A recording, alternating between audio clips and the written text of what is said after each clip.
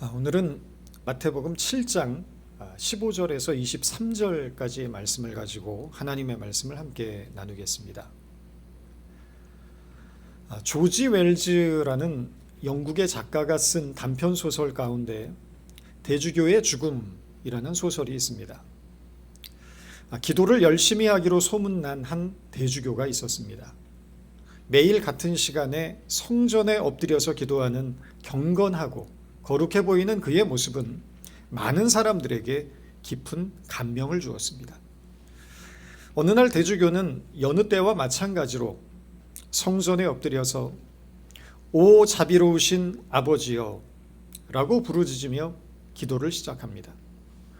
그런데 그 순간 하늘에서 그래 무슨 일이냐 라는 우렁찬 음성이 들려왔습니다. 생각지도 못한 하늘의 소리에 놀란 나머지 대주교는 그 자리에서 심장이 멎어 사망하고 말았습니다. 이 소설은 참 신앙을 잃어버리고 형식과 제도에 치우친 기독교를 풍자한 소설입니다.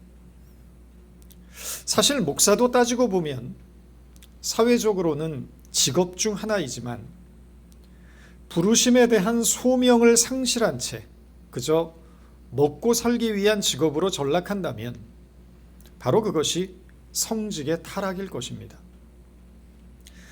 언젠가 영주권을 받기 위한 신분 세탁용으로 목사가 됐다는 어떤 분을 만난 일이 있습니다. 어떻게 그런 분이 있을까 생각하실지 모르겠지만 그런 분들이 계십니다.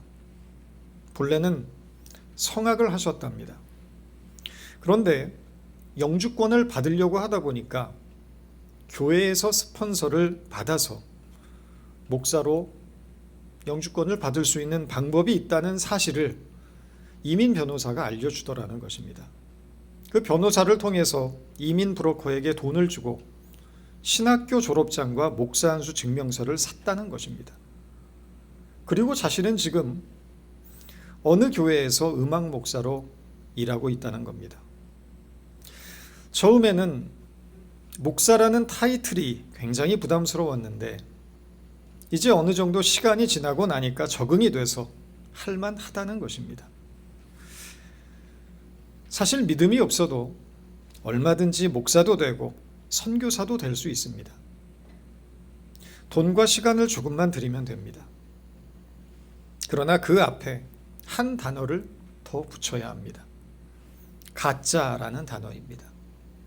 가짜 목사, 가짜 선교사입니다. 사람의 눈은 속일 수 있지만 인간의 속을 들여다보시는 하나님의 눈을 어떻게 피할 수 있겠습니까? 하나님 앞에서 언젠가 그 진실이 드러나고야 말 것입니다. 본문 15절에서 예수님은 양의 탈을 쓰고 있지만 속은 굶주린 이리와 같은 거짓 선지자를 경계하라고 말씀하십니다. 선지자는 헬라어로 프로페테스입니다. 프로페테스의 뜻은 하나님의 대변자로 부르심을 받아 그분의 뜻을 해석하여 전달하는 자입니다. 따라서 거짓 선지자들이란 하나님의 대변자로 부르심을 받지 못했음에도 불구하고 거짓으로 잘못된 메시지를 전달하여 사람들을 미혹하는 자입니다. 그런데 문제는 얼핏 보아서 그들이 진짜인지 가짜인지 구별하기 어렵다는 것입니다. 왜냐하면 그들의 겉모습은 소위 말하는 정통의 옷을 입고 있고 외형적으로는 경건해 보이기까지 하기 때문입니다. 가짜가 진짜보다 더 진짜같이 처신한다는 것입니다. 그 비판의 대상이 바로 바리새인들이었습니다. 예수님은 당시 유대인들의 종교 지도자였던 바리새인들을 양의 탈을 쓴 거짓 선지자로 규정하고 계신 것입니다. 마태복음 23장을 보면 예수께서 바리새인들을 어떻게 보고 계신지 23장 전체에 걸쳐서 매우 적나라하게 기록하고 있습니다. 그 중에 일부만 읽어드리겠습니다. 화 있을진저 외식하는 서기관들과 바리새인들이여 휘칠한 무덤 같으니 겉으로는 아름답게 보이나 그 안에는 죽은 사람의 뼈와 모든 더러운 것이 가득하도다. 뱀들아, 독사의 새끼들아, 너희가 어떻게 지옥의 판결을 피하겠느냐? 너희는 천국 문을 사람들 앞에서 닫고 너희도 들어가지 않고 들어가려 하는 자도 들어가지 못하게 하는도다. 너희는 교인 한 사람을 얻기 위하여 바다와 육지를 두루 다니다가 생기면 너희보다 배나 더 지옥 자식이 되게 하는도다. 듣기만 해도 섬뜩한 문장들입니다. 예수님께서는 참된 신앙의 본질을 훼손한 바리새인들의 위선과 거짓을 지적하시면서 동시에 저들의 잘못된 가르침에 유혹을 받거나 따라가지 않도록 경계하고 계십니다. 그리고 오늘 본문을 통해서 참 선지자와 거짓 선지자를 분별하는 문제뿐만 아니라 나아가서 참 신앙과 거짓 신앙을 어떻게 분별할 것인가를 가르쳐 주고 계신 것입니다. 요즘은 굉장히 기술이 발달해서 명품과 짝퉁을 구분하기 힘들 정도로 정교한 짝퉁 가방들이 만들어진다고 합니다. 그런데 무엇이 짝퉁인지 명품인지를 판별하는 아주 쉬운 방법이 있다는 것입니다.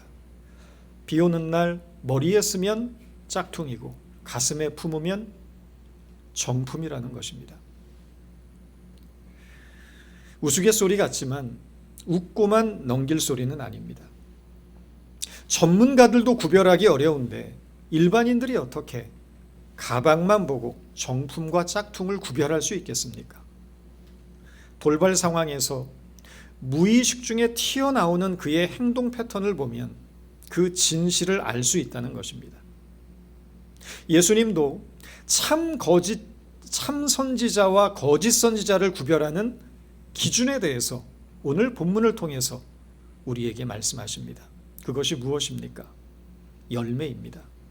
열매를 보면 진짜인지 가짜인지를 구별할 수 있다는 것입니다. 본문의 16절입니다. 그의 열매로 그들을 알지니.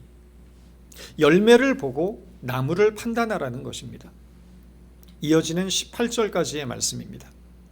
가시나무에서 포도를 또는 엉겅퀴에서 무화과를 따겠느냐?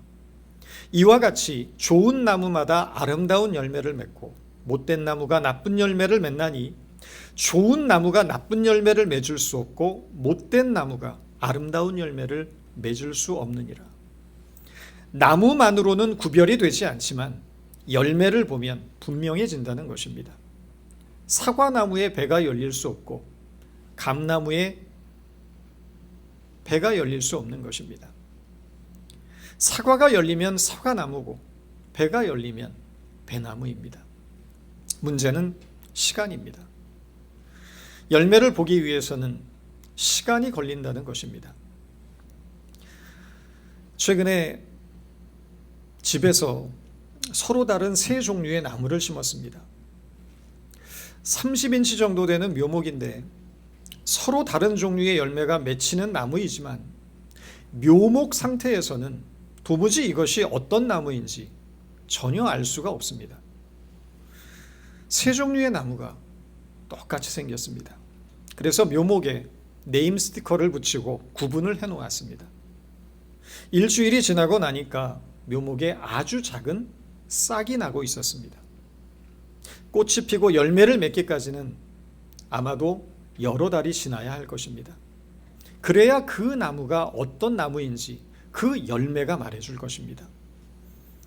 열매로 그들을 안다는 것은 열매를 보기 전까지는 속단하지 말라는 것입니다. 어떤 열매가 맺히든 열매가 맺히기까지는 반드시 시간이 필요합니다. 열매는 금방 맺히지 않습니다. 종종 어떤 분들 가운데 난 딱 보면 알아 하는 분들이 계십니다. 딱 보면 그 사람을 만나서 얼굴 마주보고 한 번만 얘기해 보면 그가 대충 어떤 사람인지 자기는 한눈에 알아볼 수 있다는 것입니다. 도대체 어디서 이런 자신감이 나오는지는 모르겠지만 대단히 경솔하고 위험한 생각입니다. 수십 년을 함께 살아온 부부조차도 때로 이 사람이 내가 알던 그 사람이 맞는지 낯설게 느껴질 때가 있는데 어떻게 사람을 그렇게 단숨에 쉽게 알아볼 수 있다는 것입니까? 중요한 것은 시간입니다. 시간이 지나면 그의 삶을 통해 드러나는 열매들은 그가 과연 어떤 사람인지를 보여주게 될 것입니다. 그러므로 겉만 보고 말만 듣고 외형만으로 사람을 속단해서는 안 된다는 것입니다. 겉보기에는 화려하지만 결국 초라한 인간일 수도 있고, 겉보기에는 볼품없어 보였는데 알고 보니 속이 꽉 찬 사람일 수도 있는 것입니다. 삶을 통해 드러나는 진실을 볼 수 있어야 합니다. 그의 삶을 통해 맺혀지는 열매가 그의 진실이 과연 무엇이었는지를 증명하는 것입니다. 오늘 본문에서 예수님이 강조하는 것은 언뜻 보면 열매인 것 같습니다. 그러나 사실 강조점은 열매에 있지 않습니다. 나무에 있습니다. 열매는 좋은 나무를 설명하기 위해 끌어내는 재료에 불과합니다. 좋은 나무마다 아름다운 열매를 맺고 못된 나무가 나쁜 열매를 맺나니 좋은 나무가 나쁜 열매를 맺을 수 없고 못된 나무가 아름다운 열매를 맺을 수 없느니라. 이 말씀은 좋은 나무가 되어서 아름다운 열매를 맺으라는 말씀입니다. 말씀의 초점은 좋은 나무에 있는 것이지 열매에 있지 않습니다. 나무가 본질이기 때문입니다. 열매는 현상일 뿐입니다. 나무가 원인이고 열매는 결과입니다. 나무가 좋은 나무여야만이 열매도 좋은 열매일 수밖에 없다는 것입니다. 오늘 본문은 필연적으로 좋은 열매가 나타날 수밖에 없는 바로 그 나무가 되어야 한다라는 것을 강조하고 있다는 것입니다. 바울은 갈라디아서 5장에서 좋은 나무가 맺는 열매에 대해 이렇게 설명합니다. 오직 성령의 열매는 사랑과 희락과 화평과 오래 참음과 자비와 양성과 충성과 온유와 절제니 이 같은 것을 금지할 법이 없느니라. 그리스도 예수의 사람들은 육체와 함께 그 정욕과 탐심을 십자가에 못 박았느니라. 사랑과 희락과 화평과 오래 참음과 자비와 양성과 충성과 온유와 절제는 성령의 9가지 열매입니다. 성령이 누구입니까? 성령은 하나님 자신입니다. 다시 말해서 성령의 9가지 열매란 결국 하나님의 성품이라는 것입니다. 신앙의 궁극적인 목적은 하나님을 닮아가는 것에 있습니다. 믿는 성도의 성품이 하나님을 닮아서 매일매일 조금씩 변화되어 가는 것입니다. 그러나 우리는 신앙의 목적을 하나님을 위해 무엇인가 해드리는 것으로 생각하기 쉽습니다. 그리고 그것은 우리의 성품이 하나님을 닮아 변화되어 가는 것과 비교했을 때 훨씬 간편하고 쉬운 일입니다. 오늘은 마더스데이인데 우리가 부모님의 마음을 기쁘게 해드리기 위해서 용돈을 드리는 것과 착하고 바른 자녀가 되는 일, 이 두 가지 가운데 어느 것이 쉽습니까? 용돈 드리는 것입니다. 용돈 드리는 것이 간편하고 쉬운 일입니다. 마찬가지로 우리는 늘 하나님 앞에서 간편하고 쉬운 것을 선택하고 있다는 것입니다. 그러다 보니 우리 신앙의 초점은 언제나 하나님을 위한 열심과 충성, 헌신에 맞춰져 있을 때가 많습니다. 그것이 쉽기 때문입니다. 열심을 다해서 하나님을 봉사하고 충성하고 헌신하는 것을 하나님이 기뻐하신다고 착각합니다. 그것은 우리의 생각일 뿐입니다. 하나님을 위한 열심과 충성은 물론 중요합니다. 그것은 하나님의 몸된 교회를 성장시키는데 중요한 원동력이 되기 때문입니다. 그 또한 교회를 섬기는 성도로서 해야 할 마땅한 책임임에 틀림없습니다. 그러나 성경이 말하는 신앙의 본질은 열심과 충성에 있는 것이 아니라 하나님의 성품을 닮아가는 일에 있다는 것을 깨달아야 합니다. 마태복음 16장에 보면 그 유명한 베드로의 고백이 나옵니다. 베드로는 주는 그리스도시요 살아계신 하나님의 아들이라는 고백을 통해서 예수님의 놀라운 칭찬을 받습니다. 그러나 예수님께서 자신이 고난을 받고 십자가에서 죽게 될 것을 가르치시자 베드로는 그리 마옵소서, 이 일이 결코 주에게 미치지 아니하리라 라고 하면서 주님을 가로막습니다. 이것은 주님께 자신의 충성됨을 보이고자 하는 열망에서 비롯된 행동입니다. 그때 주님께서 베드로에게 뭐라고 하셨습니까? 사탄아 물러가라. 너는 나를 넘어지게 하는 자로다. 내가 하나님의 일은 생각하지 않고 도리어 사람의 일을 생각하는도다. 그리고 이어서 이렇게 말씀하십니다.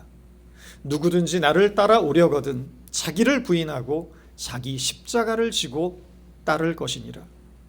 이 말씀 속에서 우리가 주목해야 할 것은 베드로가 예수님께 보였던 열심과 충성을 예수님이 거부하시고 오히려 자기를 부인하고 십자가를 지라고 반응하셨다는 것입니다. 열심과 충성을 받지 않으시고 자기 부인과 십자가가 신앙의 본질임을 가르치고 계신 것입니다. 21절에서 예수님은 이렇게 말씀하십니다. 나더러 주여 주여 하는 자마다 천국에 들어갈 것이 아니요 다만 하늘에 계신 내 아버지의 뜻대로 행하는 자라야 들어가리라. 아버지의 뜻은 어디에 있습니까? 자기를 부인하고 십자가를 지는 그 예수님의 모습 속에서 우리는 아버지의 뜻을 발견하게 됩니다. 이어지는 22절에서 23절에서 주님께서는 충격적인 이야기를 하십니다. 그날에 많은 사람이 나더러 이르되 주여 주여 우리가 주의 이름으로 선지자 노릇하며 주의 이름으로 귀신을 쫓아내며 주의 이름으로 많은 권능을 행하지 아니하였나이까 하리니 그때에 내가 그들에게 밝히 말하되 내가 너희를 도무지 알지 못하니 불법을 행하는 자들아 나를 떠나가라 하리라. 아무리 선지자 노릇하고 귀신을 쫓아내고 주의 이름으로 많은 능력을 행한다고 해도 자기를 부인하고 십자가를 지는 일이 없다면 나와 전혀 상관없는 자라는 것입니다. 오직 자기를 부인하고 십자가를 지는 일만이 아버지의 뜻을 이루는 일이라는 것입니다. 그것이 복음의 본질이고 성령의 열매를 맺는 일이며 좋은 나무가 되는 유일한 길이라는 말씀입니다. 바울은 고린도전서 13장에서 예언하고 방언하고 귀신을 쫓고 병을 고치는 모든 능력이 사랑보다 못하다고 말합니다.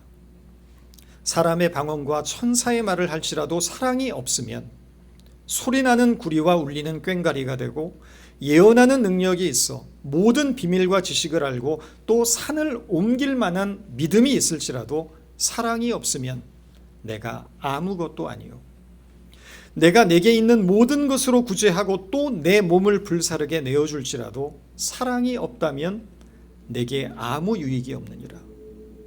어디 사랑뿐이겠습니까? 예언하고 귀신을 쫓고 병을 고치는 일은 오래 참음보다도 못하고 희락보다도 못하고 자비보다도 못하고 온유함보다 못합니다. 왜 그렇습니까? 사랑과 희락과 화평과 오래 참음과 자비와 양성과 충성과 온유와 절제는 하나님의 성품이기 때문입니다.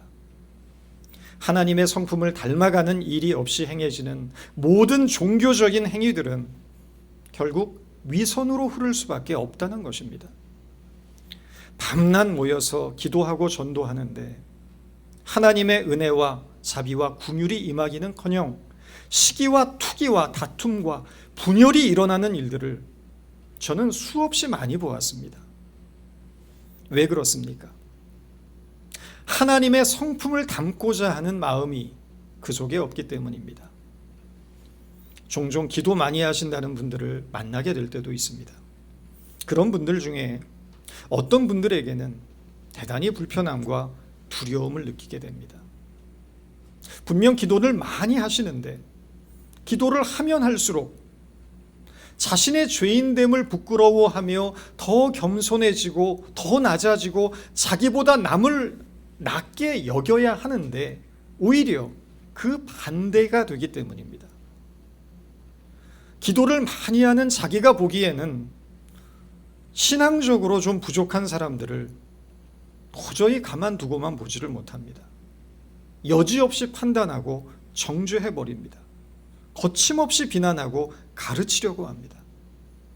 그렇다면 예의도 좀 있고 상식도 지켰으면 좋겠는데 이상하게도 그런 분들은 예의도 없고 상식도 부족한 경우가 많습니다.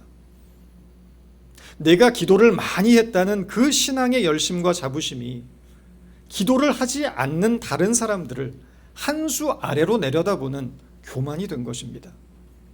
나는 기도를 이만큼 많이 했으니 영적인 사람이고 깨어있는 사람이지만 저들은 세속적이고 잠들어 있는 신앙으로 여기는 것입니다. 그러나 기도 많이 했다고 좋은 신앙이 아닙니다. 좋은 신앙은 하나님의 성품을 닮아가는 일입니다. 어디에 있든지 무엇을 하든지 주님의 마음으로 존재하는 것입니다. 한 알의 썩은 밀알이 되는 것입니다. 신앙이라는 것은 자비롭고 긍휼히 여기시며 노하기를 더디하시는 하나님의 마음에 동참하는 일입니다. 그래서 그 열매는 언제나 사랑과 희락과 자비와 화평과 오래 참음일 수밖에 없는 것입니다. 우리는 지금 주님의 마음을 품은 자로서 존재하고 있는지 스스로에게 물어야 합니다. 하나님의 사람으로서 나로 말미암아 나의 형제와 이웃이 위로를 얻고 격려를 받고 힘을 얻을 수 있어야 합니다. 내 마음이 어머니의 품과 같이 되어서 형제들의 부족함과 아픔과 상처를 감싸 안는 그런 존재가 되어야 합니다. 우리가 하나님의 성품을 가진 자로서 세상과 만날 때 세상은 우리를 통해서 하나님이 과연 어떤 분이신지를 깨닫게 되는 것입니다. 한 소설가의 짤막한 이야기 한 편을 나누면서 말씀을 맺겠습니다. 제목은 사향노루입니다. 자신의 코끝에서 느껴지는 향기에 매료된 사향노루가 있었다. 노루는 그 곱고 향긋한 냄새가 어디에서 풍기고 있는지를 찾아서 온 세상을 돌아다녔다. 그러나 그 향기의 근원이 어디인지 끝내 찾을 수 없었다.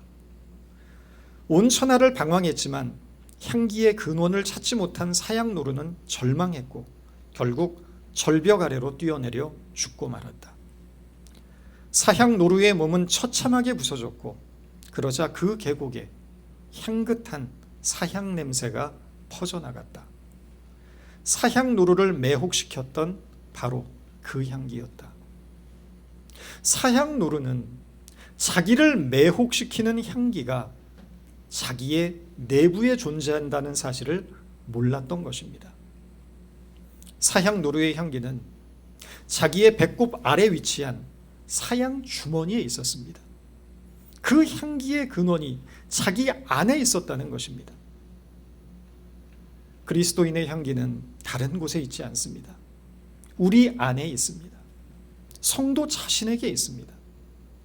좋은 나무가 된다는 것은 하나님의 성품을 닮은 하나님의 사람이 된다는 것을 기억하시기 바랍니다. 성도가 하나님의 성품을 닮아갈 때 우리는 아름다운 그리스도의 향기를 우리 속으로부터, 우리의 삶으로부터 바라게 됩니다. 우리가 존재하는 바로 그곳에 사랑의 향기가 드러나고 평화의 향기가 드러나고 자비의 향기가 드러나므로 악취로 가득한 이 세상을 그리스도의 향기로 새롭게 회복하는 저와 여러분 모두의 삶이 될 수 있기를 바랍니다. 기도하겠습니다. 하나님, 이 세상에 살면서 이 세상 사람들의 생각과 가치관에 동화되어 저들과 조금도 다르지 않게 살아가는 저희들의 삶을 용서하여 주옵소서. 주님의 마음을 품고 저들과 다르게 생각하며 다르게 반응함으로 우리의 삶을 통해 그리스도의 아름다운 향기가 드러날 수 있도록 연약한 우리를 통하여 하나님의 사랑을 증거하여 주옵소서. 예수님의 이름으로 기도드립니다.